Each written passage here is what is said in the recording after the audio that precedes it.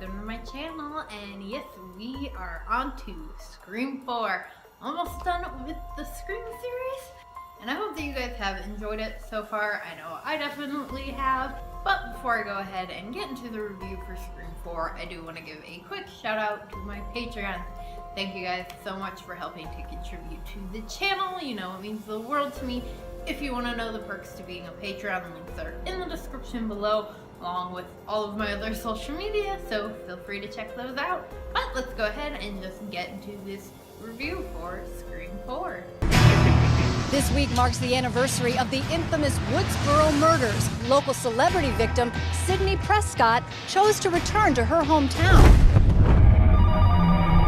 Welcome home, Sydney. Watch the preview of coming events. So Scream 4 came out in 2011, and it of course still follows our girl Sydney Prescott.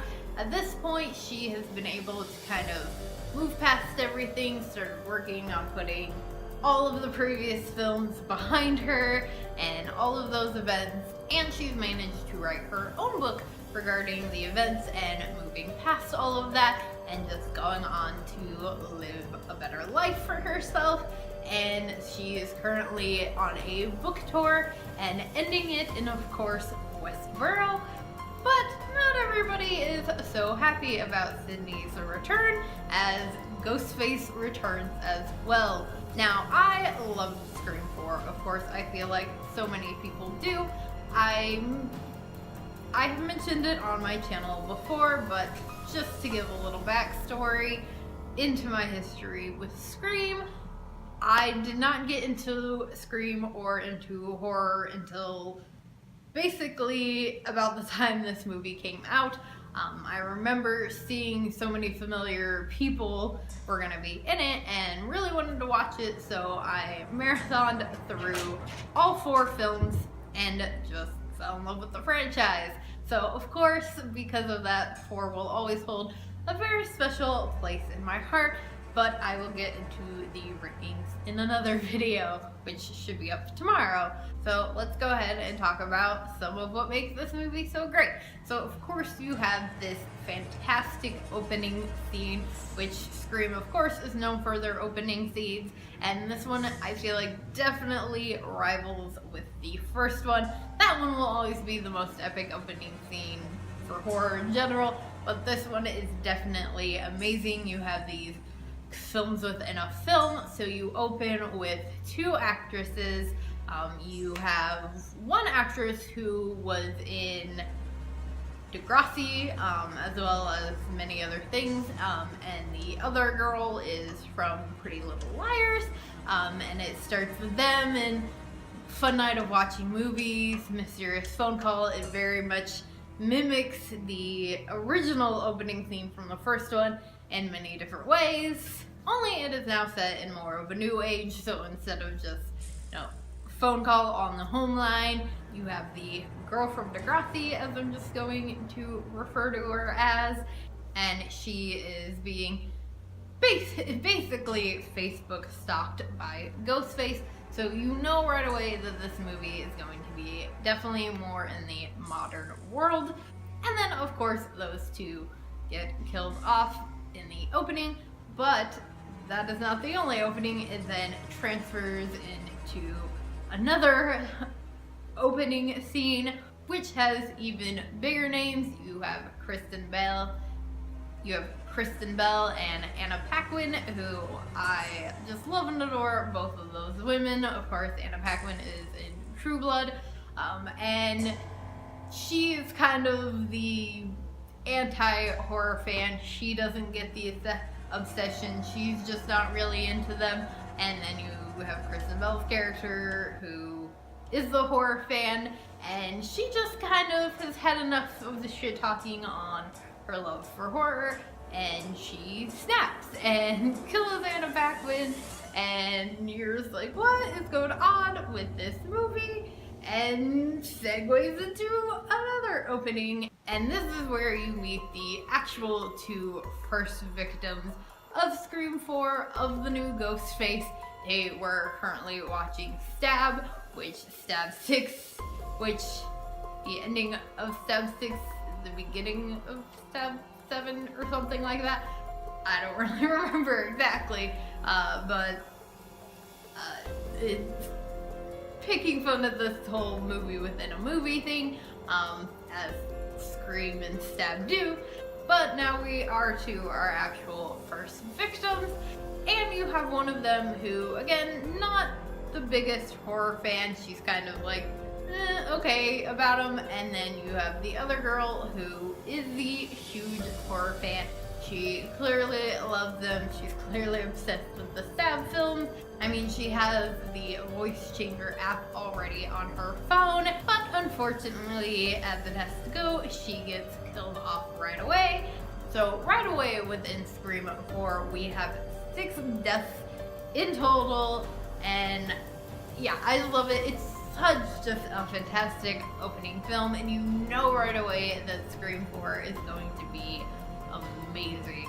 Now, I think one of the great things about Scream 4 is the fact that it really does bring the franchise back to its roots. This movie really is for fans of horror. It has many horror references, just like the first one. It kind of plays on and picks fun of some of the, current horror film tropes that were going on at the time, and just as Scream has always done. And I really think that is what makes this movie so great and so enjoyable, is that it really just brings it back. And because it is sort of the, Ghostface is trying to do, as they call it, a Scream-make, not a shriekle. And so you get this kind of, so you do get certain scenes and, certain feel that is very similar to the first one, because Ghostface is trying to recreate the originals, make it a new generation. And you also get a full new cast of characters to love. So of course you have the original 3 of Sydney and Dewey and Gale, which you're always, in my opinion, you're always gonna need. And of course, I love them, and they are, a solid focus on this film, but you do still have this new, younger cast of people that I really like all of the characters. I really like all of the actors that they picked. You've got some familiar faces in there. You have Emma Roberts, who, has had quite a film career leading up to this, but she is definitely, continued on the horror route post Scream 4, which I think is awesome. And she was really amazing in this. You have Hayden Panettiere, who of course was a little bit more known for horror, or for Heroes, and she plays the adorable and horror-loving Kirby, who she's definitely up there as a new favorite character for this franchise. And then you have Rory Culkin, who, of course, pretty well-known family, and I don't think I really ever saw him in anything before this. I have seen him in things post this, but I think that he, of course, was fantastic and as well did an amazing job. And then you, of course, have the actor that plays Robbie, who I really like him. He was in Saw 2, so of course that is a sweet spot for me because I love that film. He's also been in a couple Michael Cera films as well. And yeah, he's just another actor that I really enjoy and was really excited about him being in this one, and came to, of course, love Robbie because he, he's kind of the Randy of the group a little bit. You really do have 3 Randys in this, because you have Robbie, Kirby, and Charlie, all who are super horror fanatics. So let's go ahead and get into the ending of this. So you have what you believe is going to be your initial ending scene. It's the kind of party scene.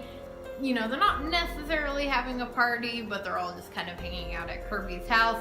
Everybody is there, and this is really where the ending is supposed to take place. You have the big reveal that it was, in fact, Sydney's niece, Jill, the entire time. which for me, I was definitely surprised by that ending. I did not expect that, and the fact that Charlie was also a killer definitely kind of caught me by surprise. I won't say I was necessarily as surprised, but I will say I definitely, when he stabs Kirby, I was like, and that gets me every time. And that one just makes me kind of sad, but I wasn't necessarily as surprised by Charlie. A little bummed, didn't really want him to be a killer, but not super surprised, though I was surprised by Jill. But I liked it, and I liked that actual connection between Sydney and her, and I love her as a choice for the killer because it really makes sense for trying to do a remake, that the person who's trying to do the remake and, you know, be the new franchise or whatever would be somebody related to Sid, someone who feels like they have suffered due to Sid's fame or whatever, even though she didn't ask to be famous. And it really is, you know, it is taking kind of a stab at this generation of, you know, she even says, I don't need friends, I need fans. And that's what Scream does, is it takes a look at what is currently going on, not only in the horror realm, but in society in general, and kind of pokes a little fun at it, and Scream 4 is no exception to that whatsoever. And then you have, of course, the epic scene of Jill trying to basically look like she has been attacked by injuring herself in many ways. You know, at one point she uses someone else's hand to like pull hair out of her head.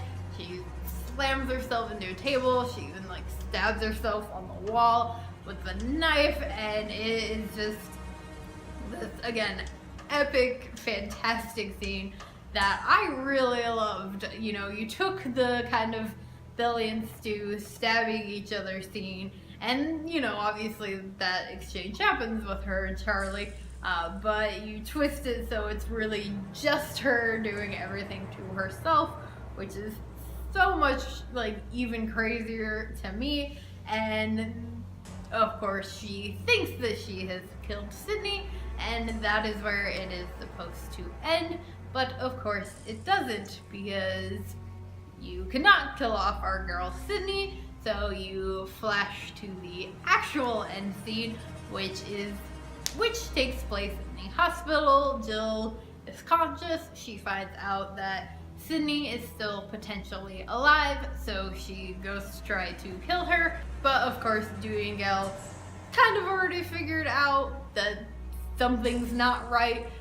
So Dewey goes to Sydney's room to try to kind of save her, basically. And there's a whole nother all-out fight scene. And of course, Sydney wins and has one of the best lines, definitely up there as a favorite, where she says, "Don't fuck with the original." And honestly, one of the kind of coolest ways to kill somebody. But with the ending of Scream 4, we are left with a little bit of a cliffhanger. It of course zooms out from the hospital, and you have all these news reporters who are talking about, you know, Jill being a victim and how she's kind of this hero. So you're a little left off, not really knowing where things are gonna go from there. Kind of leads you to believe that there is possibility of there being a Scream 4, Scream 5. How I feel about that now that Wes Craven is gone, I'm not sure. I think 4 was fantastic. Yes, left with a little bit of a cliffhanger, but I'm honestly okay with that. And I would honestly be okay with just kind of ending things on Scream 4. I don't know if I want there to be, you know, a 5th one without Wes. You know, he's done the entire franchise, and I just think that that Wesness would be missing if we tried to do a 5th one. But that's just my feelings about it. Hey guys, editing Lizzie here. Not really sure what happened. The last few minutes of the video cut off, but it was basically just the goodbye. So thank you guys so much for watching. Let me know what your thoughts are on Scream 4. in the comments below. If you did enjoy this, please do give it a big old thumbs up. Make sure that you hit that subscribe button for more horror related content, and I'll see you guys tomorrow with another video.